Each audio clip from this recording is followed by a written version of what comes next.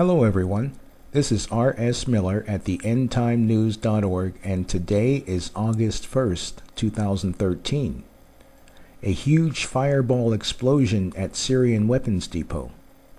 At least 40 people have been killed in an attack on a weapons depot in the Homs province.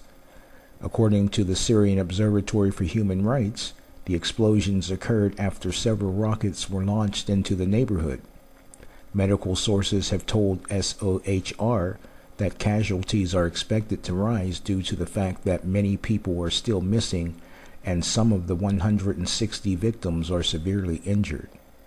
The report did not identify the source of the rocket fire. The blast sent a massive fireball into the sky, causing widespread damage and panic among residents, many of whom are supporters of President Bashar al-Assad, according to the Associated Press. One resident said the explosions were so strong they cracked the walls of some buildings. Thick smoke and dust could be seen from a distance as explosions shook the ground. The explosions in Homs coincided with a rare trip by President Bashar al-Assad to a former rebel bastion near the capital, Damascus, to mark Army Day. Assad's visit to Daraya is his first known public trip outside the capital, his seat of power, in more than a year.